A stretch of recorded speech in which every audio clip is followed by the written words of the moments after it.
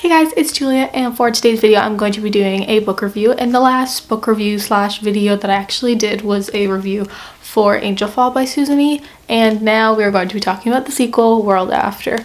And I read Angel Fall about 2 days ago. These books take me about a day to read, but yeah, they're not too long, but the text is actually, I think, a bit smaller than average and it's more condensed together. But let's talk about the sequel, and I'll tell you when, if you haven't read the sequel, that you have to leave so you don't get spoiled. But if you have read Angel Fall, I highly recommend continuing on. It does get better. Some parts are a bit slower, but it does most of the time have action, and then different problems arise, and it's just lovely. But if you don't know what Angel Fall's about, I'm gonna link my review video for Angel Fall down below, as well as you can click here to go to that. And that's just because the plot is really hard for me to explain for some reason, and in my review I read it out to you guys, so that's why. But I did overall really enjoy this. The characters I still love, obviously, and I still love everything that's happening, and we got so much more of Penryn's mom and her sister in this, and I appreciated that so much. So much. We got more of the family dynamic a bit. They're always kind of never together.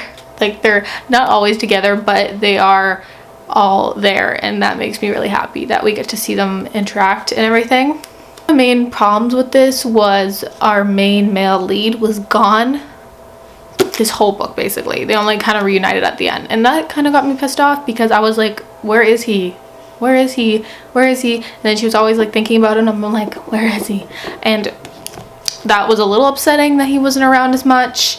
And again, these books kind of take a lot for me to get into, and it's kind of a bit difficult for me to absorb all the knowledge of the story and everything, which is my fault, not the books. I do not read a lot of this genre, or I just don't read many things that take place in different worlds or in the future or anything like that. I don't read a ton of it. I do read it, but not a lot, and it usually takes me a lot to get into it, especially a trilogy. Like, I'm surprised I marathoned the first two, and I have the last one here, which is End of Days, and I'll be starting that most likely today, and it'll probably take me a day or two to read. Probably 2 days because I'm busy today. But yeah, I did really, of course, like all the characters, and like everything was so interesting, and it was just a sequel to the first one, and it was enjoyable, and I liked it actually more than Angel Fall. I read a lot of reviews for the people who I like follow on Goodreads, and a lot of them said they liked Angel Fall better. Surprisingly, like, I enjoyed Angel Fall so much because it was the first book. We're getting introduced to everything, and where they actually were in the story was really interesting to grasp your head around. But in the second one, I actually liked it a bit more. I gave it a 4.5 out of 5, and I'm really excited to get to the last one and see how Susan E is going to wrap the story all together. So yeah, I'm going to be getting into a spoilery section, and I will also have the Goodreads pages for Angel Fall and World After down below in case you want to look at those. So yeah.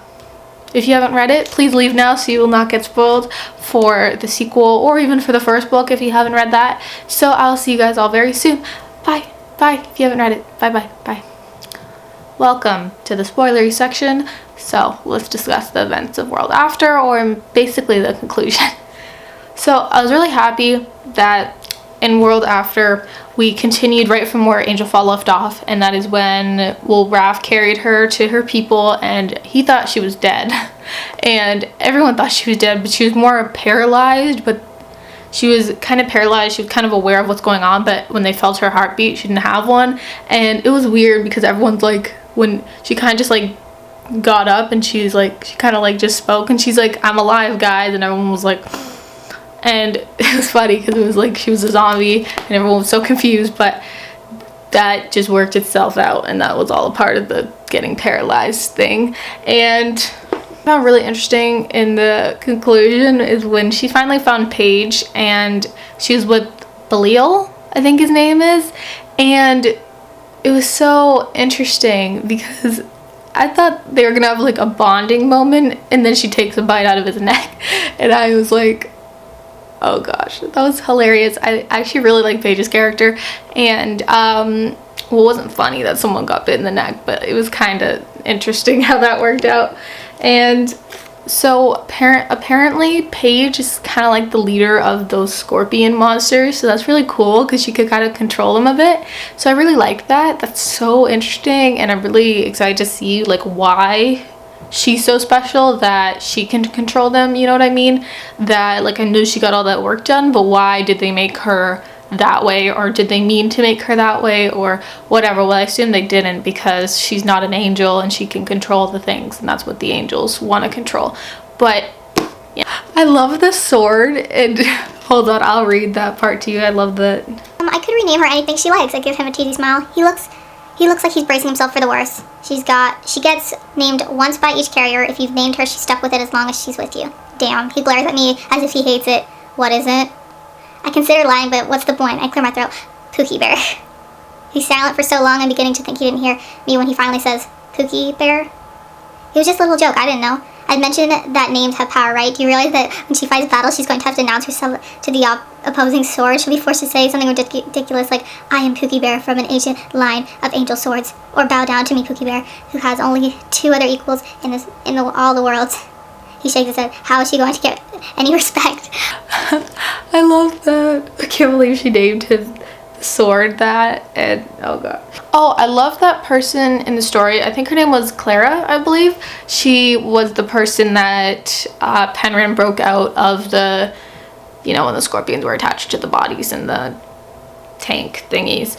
And she was kind of with them, and I loved how she reunited with her family at the end, and her kids and her husband, and I was just like, this is so cute. Yay. And I just love that. It was great. I also love the scene where Raph and Penryn met eyes at the club, and they just both looked at each other, and then later he's like, it really is you, and I'm like, my heart, that touches my heart. It was so sweet. I loved it. Something that I'm looking forward to for the next book is figuring out all that scorpion stuff with Paige, and also if like they cut off Belial's wings and they ran off with them. But I'm wondering, is he gonna keep his demon wings, because they are leathery and they are more convenient to fly, like to go in water, because we kind of learned that angels have kind of a weakness in this. They can't like move in water very well with these feathery wings weighing them down, but the demon wings are like leather. So is he gonna keep those, or is he gonna put on his angel ones? And why would he do either? You know what I mean? Like he'll probably, I think, put on his feathery nice angel wings again and get them sewn back on, but I'm wondering, what if he keeps the demon wings, and why would he do that? And you know what I mean? I'm just curious, but he's probably gonna put on the angel wings, I at least assume. Next, I'll just be reading to you guys a couple quotes from the story, and yeah. Whatever it is that Doc secretly did to her, it gave her some kind of connection with the scorpions. They're swarming around her and protecting her with their own bodies. We'll fly wherever the swarm takes us, and we'll land wherever they do. And when we arrive, I have no doubt that I'll have to be fully alert and ready for anything. Until then, I can bask in the knowledge that my family is safe for the moment, and I am with Raph again. So those were my thoughts on World After by Susan E. I really hope you guys enjoyed this review, and if you've read this, let me know your thoughts down below. Of course, don't spoil people, but let me know, or if you've read Angel Fall and you're thinking about picking up World After.